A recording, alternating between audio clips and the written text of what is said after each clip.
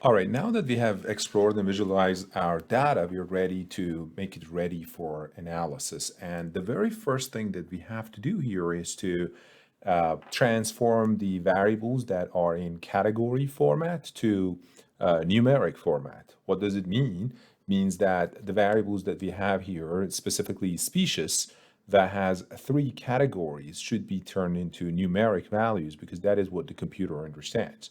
So as long as they remain in the category format, computer would not be able to do any analysis for us. So the very first step is to turn these into numbers.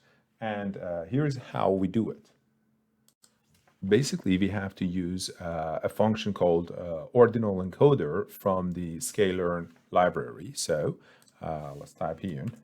I say pre-processing data, and I just type in from Scalearn dot pre-processing import Ordinal Encoder.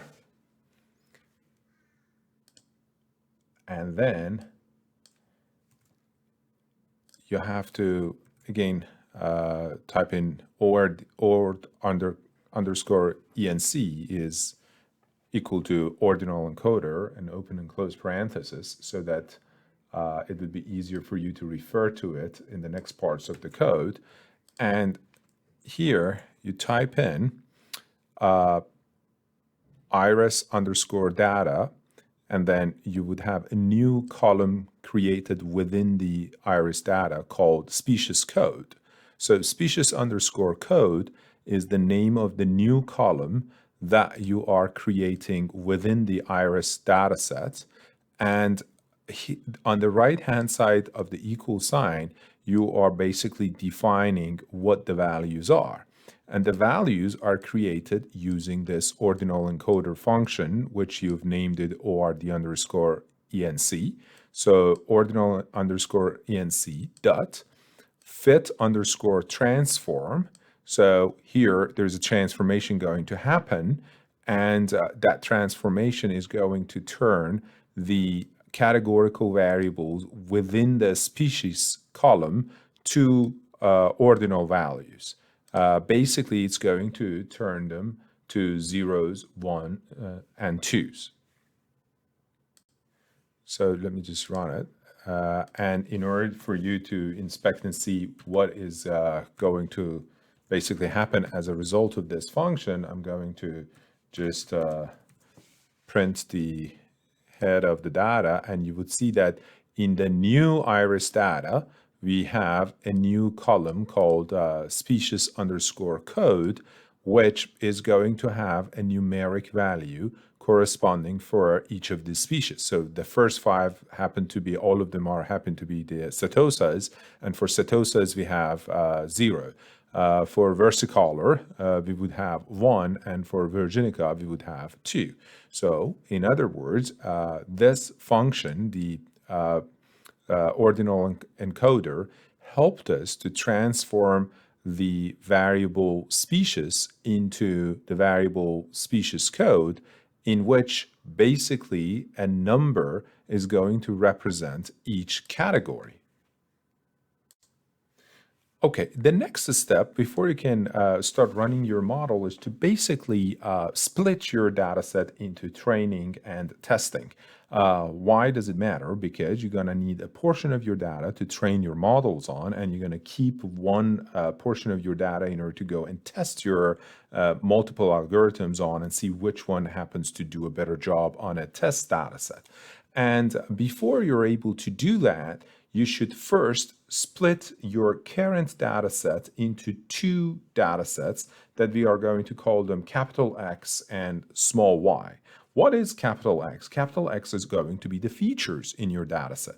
Basically, it is going to be a data set that only includes these 4 variables. These are the features that you are going to use in order to do your machine learning, your classification in this particular example. So these are the X, right? And we use the capital X to refer to a vector because they are going to be, 4 variables, right? So one data set is going to only include the features, and then the Y data set is going to include the target or the class, in this case, the species code. So this is how you're going to do that. So let me just comment this here and said split data into features and target. And what you're going to do is to create a new data set, call it capital X, and say that it is going to be equal to iris data, the data set that we are having right now. And however, that should not include the last two columns, right? So we want to basically replicate this exact data set, except that those last two columns should be dropped. So we do that with the drop function and say it would be equal to iris underscore data dot drop. Okay, now which columns do you want to be dropped? You have to say columns equal to, and then type in the columns that you want to drop. And those are the species and species code. Actually, let me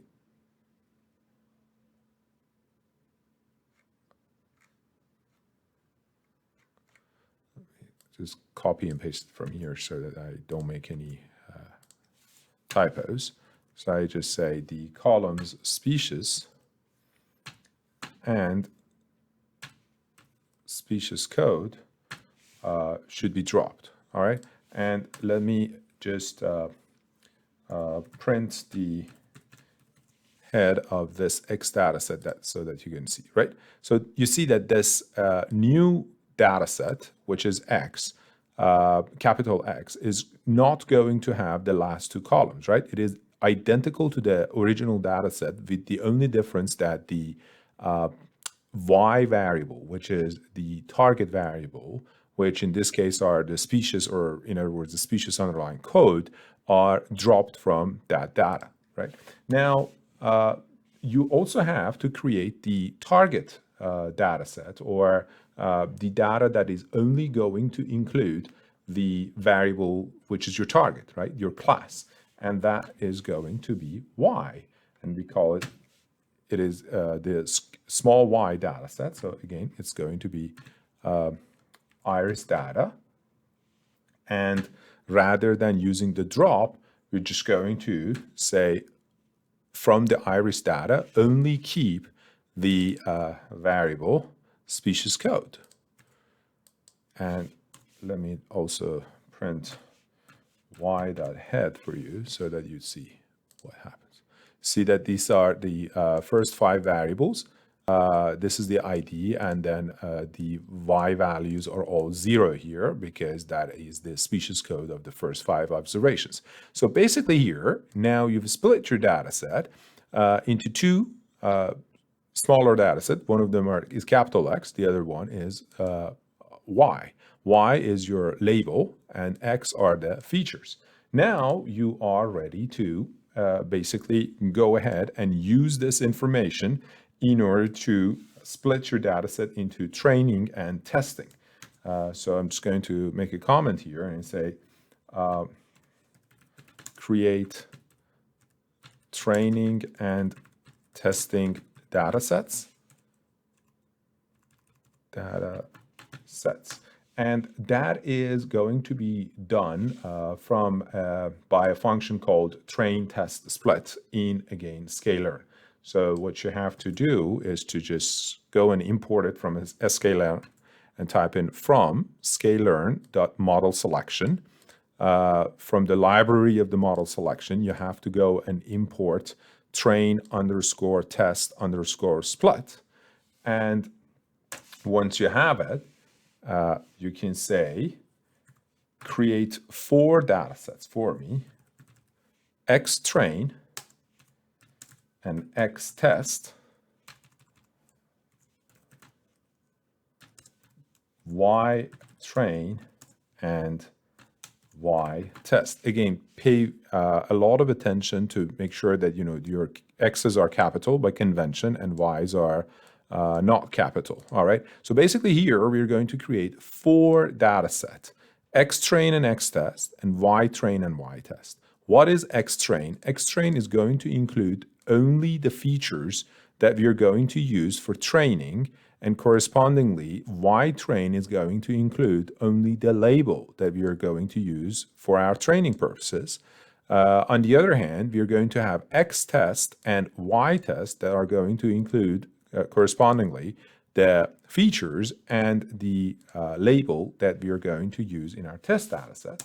And we are going to basically say these are equal to train, test, split. Don't forget to use the underscore. And we're going to say, okay, capital X, small y, and then we say test underscore size. This is an option for the train, test, the split function is equal. In this case, I just say 0.33, which basically is telling this function to split these X and Y data set and put them into these 4 new data sets such that the test size, meaning that the X underscore test and Y underscore test are going to contain 33% of the observations. Okay, so I'm withholding 33% of my observations to be put into the test data sets. And then because this split is going to be done on random, and I want to be able to come back and rerun this code and get the exact same results, I have to use the random state option, which basically is going to give a seed value to the random number generator inside the computer, so that every time I run this, although it is done randomly, the results are going to be identical. Right? If I do not put this random underscore test and just put it equal to whatever number you want, this is my date of birth. That's why I put 1984, right? You can put 0 here. It really doesn't matter. Just put a number here, all right? If I do not put this random test option here, every time 33% of the data would be allocated to the test data set, where, however, that 33% every time is going to be a different observation, right? We would not get the exact same results. Okay. So let me run this. Okay, they have an error here. Let me see what the error is. So it should be random state. I don't know why I just typed in random test, random state. Okay, and now it runs without any errors. Now, just to see the results, I can just say, let's say xtrain.info. And before we print it, let's see what we are going to expect here. So this is going to be the features data set, and it's for the training. And the remember that we had 150 observations in the original data set. 33%, which is 1/3 of it, is going to be allocated to the test. So the training portion should have the remainder, which is 100 observations, right? 1/3 of 150 is going to be 50 observations, are going to be in the test data sets. So 100 should be here in the train data set. And you see that we get 100 observations. And the columns that we have there are the features only. Right? Now let's also get the, in this case, let's get the Y test and see what we get out of Y test. Oh, because it's just one-dimensional data set, it's a series data. So I just can just print that, and you see that this is the Y test, and you only have the